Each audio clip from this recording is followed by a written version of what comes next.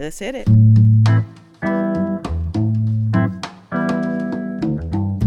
Welcome to the All Rev'd Up podcast. We are here, and we're so glad that you are here with us.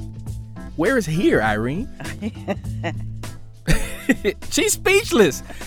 Oh my goodness. This is such a historic moment. I want to start off with just a little bit of levity because we're about to go into the dark, sunken place here shortly. But with just a little bit of levity, Irene is speechless. I'm counting 15 seconds. Oh, and then she's back. Here she I'm is. here now. I'm Okay. here. I'm present Okay. here. Okay. We are so glad that you are here with us. A few weeks ago marked the 5th year since the murder of 43-year-old Eric Garner, a New York resident who was the father of 6 and grandfather of 3. You will recall that Garner died from an illegal chokehold administered by New York City Police Department officers. And the soundtrack from this horrific injustice is Garner's 11 last utterances of "I can't breathe."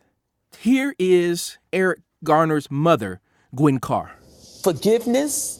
How do you forgive someone who has taken your child's life?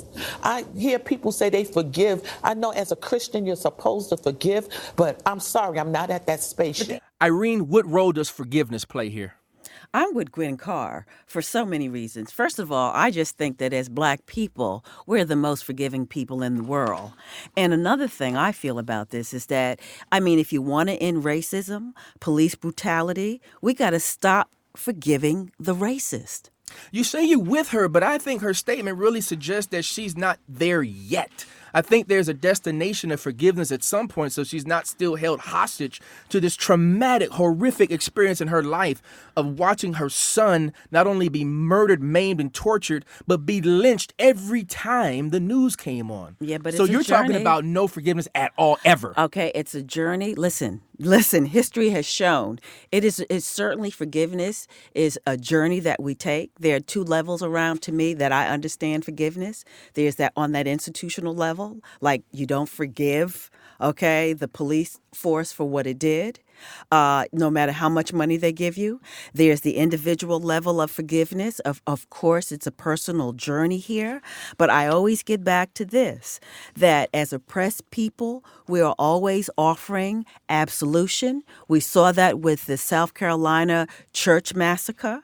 We got to look at when we forgive. When we forgive as a people who have been oppressed, who continually be oppressed, and whose Black bodies are always on the line, what do we mean by forgiveness?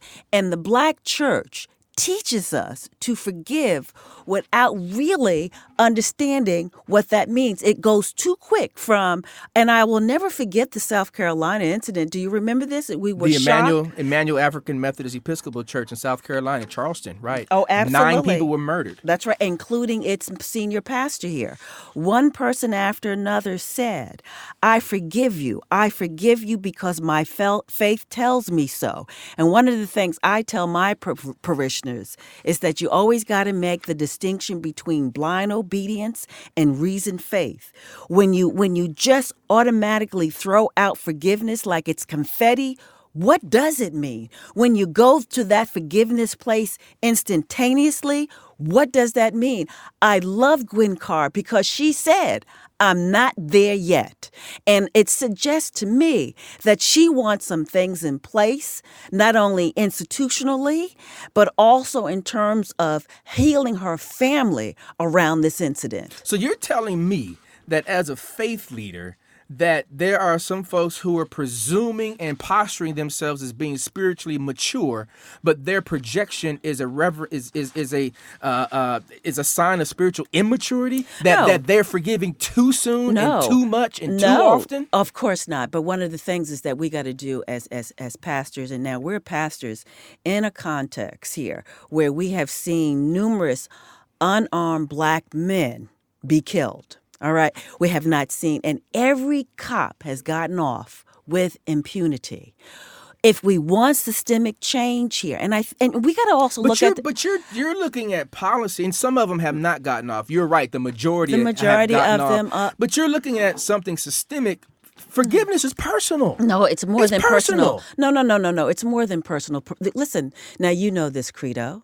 the personal is political. Okay, so it No. has yes it is. Yes it is. No, and, you and let you me, know let this me prayer. Forgive us our trespasses as we forgive those who trespass against us. And I have the Lord's Prayer. Oh, absolutely here. But let me just say this here, that when we use such a term here, it's within a context that nobody seems to understand. It is bolstering some other stuff about forgiveness that we don't talk enough about as parishioners as parishioners and as ministers. But what I really want to get at is that we do throw forgiveness as Black people around like confetti. And why do we do this? Because it's because the whole idea, and some will say it's the optic of it, because we were in shock and awe to see how one after another came up to the mic and said, I forgive you because of my faith. But it makes us docile.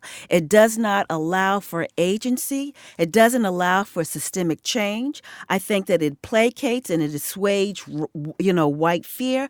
But I think most importantly, it devalues our own self-worth.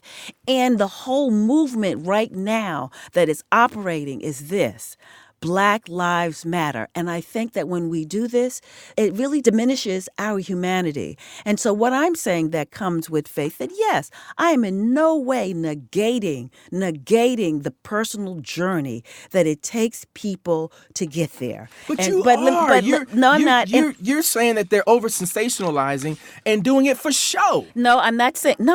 I'm not saying that. Because you're challenging these beautiful people whose lives you have no idea what they've been through, and the fact that they show up to the podium to say, I forgive, you question the sincerity of that. No, I don't. I'm not questioning the sincerity of it, but I'm talking about what happens when you are indoctrinated by a kind of religious belief without really doing the journey of it. But let me finish. How do you know they haven't done the journey? I'll give you an example. So a book just came out. It was in the New York Times bestseller, and it's called Grace Will Lead Us: The Charleston Church Massacre and the Hard, Inspiring Journey to Forgiveness. And the author, for others who would want to read the book, because I was trying to read it before we got here, is by Jennifer Berry Hawes. And one of the questions that she says is, why did the survivors and family members who spoke at Ruth's bond hearing forgive him, and did he deserve it? And one of the things that she takes us, because she goes into the interior lives of every one of those survivors of the family. And one of the things that she shows here is that many of them have not healed. Many of them are questioning their faith. Many of them are not getting the kind of pastoral care that they need. And what happens here is that when we're talking about healing, healing takes on a number of ramifications. We have generational pain. Now we have a particular incident like the Charleston incident here, and these people said it. And many of them, it's not that that they're being insincere. We say it like we say the Lord's Prayer. We say it like we say Psalm 23. We say it like the way in which we say anything that is indoctrinated in our culture without thinking.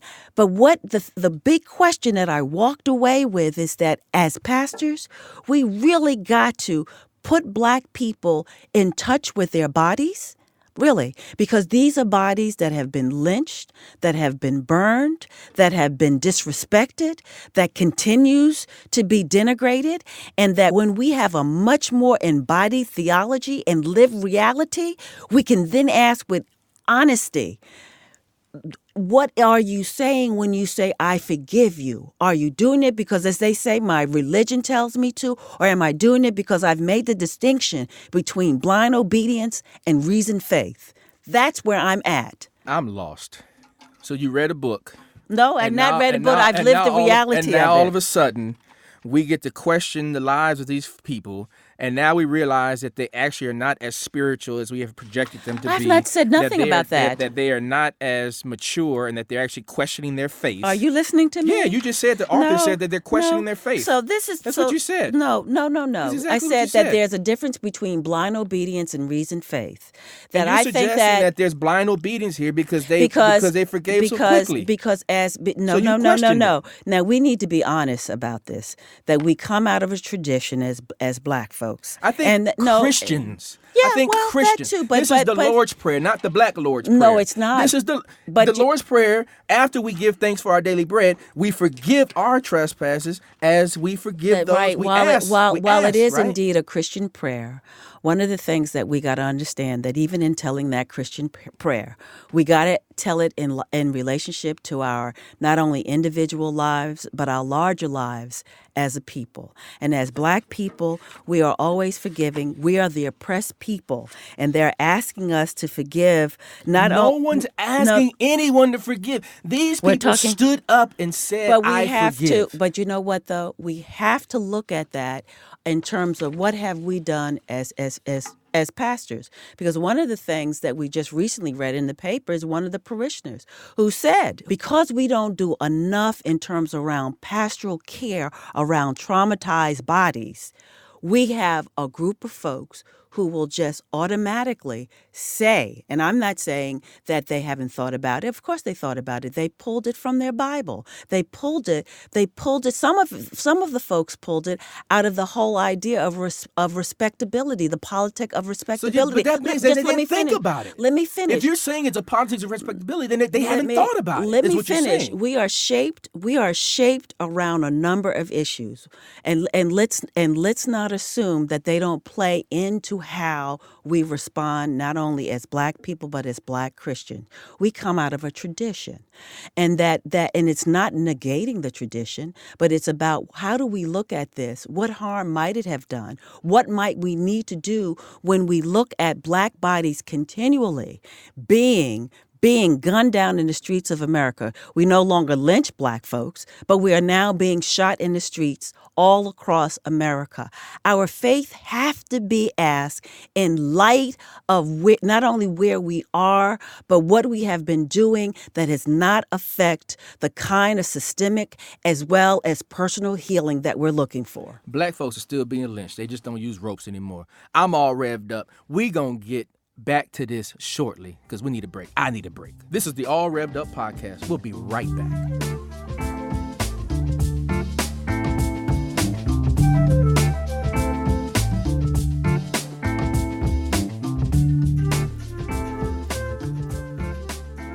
You know, Emmett, I just want to give you a quote by someone we both respect, and we will disagree with his sort of assessment about the South Carolina massacre.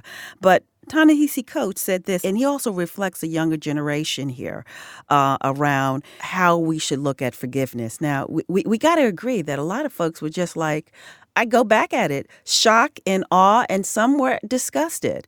But I like this quote by Ta-Nehisi Coates, and he said this, and he's talking about the South Carolina parishioners, and he says that they're forgiving because they have common sense. He says they are forgiving because they do not have the weaponry to be any other way. But that doesn't mean everyone else have to forgive white people. And I focused on the word weaponry because I think right away we might think about a gun because clearly that's what, Dylan Roof did. But when I think about it in terms of when he said weaponry, I'm saying that there are no laws. There are not enough laws across this country, and particularly in South Carolina, around hate crimes. When those folks die, and this is what I'm saying that about forgiveness, that when those folks die, the Confederate flag was still hanging in the state that they were born into. So what it says to me is that, what we see is a system, a century of white supremacist terrorism, that white folks can harm us, and right away we forgive them. And it's not negating by all means. But I think that what happens is that when you look at the individual outside of the political time, and if you don't think that the personal is political, I think that we get a disjointed notion that forgiveness is all encompassing. It's not an either or. It is this as well as that. And particularly if we want to move forward, And I think that it's just as Black people, and I just see it in terms of my own parishioners who migrated from the South, who was fleeing here to the Promised Land, and they're bringing the sort of pain around. They're bringing the pain of white supremacist terrorism of the South and how it impacts us as their children. That there has to be a kind of way that forgiveness is just all encompassing, and I am in no way negating a person's personal, journey to do the personal. But it's fine for me to personally forgive you and get to that place of healing. But I'm still living in a broken system that may very well break my heart again. Irene, the system's broken for everybody. The system is broken for everybody. And so you don't forgive white supremacy and you don't forgive white privilege. You get to the point of forgiving that person. And so these people, when they stepped up to the podium in Charleston, South Carolina, they suggested that they forgave Dylan Roof. They didn't forgive the systemic notion of white supremacy and the impact that it has on society. They forgave that one person. And for some reason, they saw the pain in his heart and they saw the pain in his life. And they saw the fact that this young person would stoop so low to do such a heinous act against people who he didn't even know. Yeah, and so they forgave him. Right. And you know what? We're so easy. What's easy about that? There's nothing easy about that. We so easily will see the humanity of our perpetrator. And what we're asking, and of course, Dylan didn't see it, but what we're asking, I'm asking Black people that we begin to embrace our own humanity. We don't know what they saw. And that, no, we don't. Listen, I'm not even speaking in that. And see, this is where I guess we definitely have different pastoral styles. Okay, so let's talk about that Sunday when we had to go to church and face our parishioners here. So I got parishioners who come not only from South Carolina but all over the South who are my seniors and told me those stories. And so I sat with them and listened. It was a whole different kind of service that day. It really was, because as you know, we plan our sermons. Well, for me, the morning before or the night before. For you. That's right. Make that clarification. But absolutely here. But I knew that I was walking into a hurting congregation, and when you walk into a hurting congregation, I like to meet them where they are. So I let folks give voice to this moment. But one of the things I'll always remember, one of the parishioners says, "Yeah, my heart is hurting. America is hurting. But what hurts me more, none of the laws in this society," I remember saying it, I'm paraphrasing, okay, "they have not changed," and said they will continue to hurt us. So that's why I get back to the point that the personal is political. I am in no way denigrating the way in which people heal themselves as a collective body, but we got to do more. I'm so glad that my ancestors, and your ancestors too, if you want to claim them, didn't wait for policies and didn't wait for laws to change for them to have the endurance and have the stick-to-itiveness and the fortuitousness and the courage and the strength and the boldness to keep on keeping on, to not be held paralyzed by the situation that they faced, but they moved past it, they moved through it, and they created pathways that didn't previously exist. Why? Because they made a decision that they were going to move forward, that they were going to heal through the situations and the circumstances that they had faced and were traumatized by, and they were going to heal through it and push through. And so that's what I'm suggesting that folks do. And one major component of that is to forgive. Yeah, I think there's another thing. There's a couple of things here. That when you are pastoring a church, you got people with different histories and different needs here.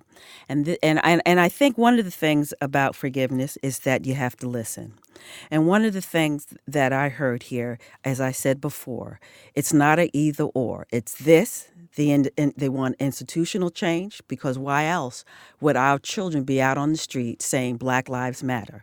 But we also want personal healing too. And so what happens around this, that I think that when you're a pastor and you understand you got different people, that forgiveness and around this issue, and you're preaching from the pulpit, you can't just preach about it just about personal healing, because for some that will work. That might even expedite their healing. But for others, they need to feel that they're living in a safer society too. And if not now, then certainly for their children. So I think this when we need to talk about healing as faith leaders, that there's not one way to do it, but I do think that we need to think of an integrated way from a lens of looking out at that congregation and knowing their history and what will bring about the kind of change, not only in their personal lives, but hopefully in society. You remember this old prayer? Grant me the serenity to accept the things I cannot change, courage to change the things I can, and wisdom to know the difference. I like this prayer, and I like this prayer because it's temporal. And what I mean by that is that you're exactly right. Things must change. The only constant in life is change. So things cannot stay the same. But if you are not whole, if you are not well, you are no help to anyone else. So it has to start with this sense of personal wellness and getting yourself to a place where you can at least get out of the bed the next day and face the world. Right. And so part of that is to be able to forgive those situations that hold you hostage to your past. That's all I'm saying. Yeah, you know what? I don't disagree with that at all. But this is one of the things that we also know here, that getting out of that bed, you don't get out of the bed every day because you heal. You get, and we see it with our parishioners in our own personal lives. We get out of the bed in our brokenness. That's correct. Walking towards healing. That's right. Okay? And That's right. And that is a journey. That's right. So my point about that again is that no, it's not about waiting, for okay, I'm just all healed now and I'll go out in the world, but it's in those, as I say again, in those broken places that guide us not only into community towards change, but a society towards change. And for some people, their desire to forgive, even if they haven't gotten there yet, is the very impetus, it's the very catalyst that helped them move on and keep on keeping on. Yeah. Their desire to get to a place of forgiving, helps them to hold on just a little while longer. But you know what? I'm with Gwen Carr. I'm not at that place of forgiveness. In these interesting times that we live in, I'd like to leave us with a benediction. There's so much hate and division and chaos and calamity permeating the landscape. And I want to leave you with 3 challenges in the form of a blessing.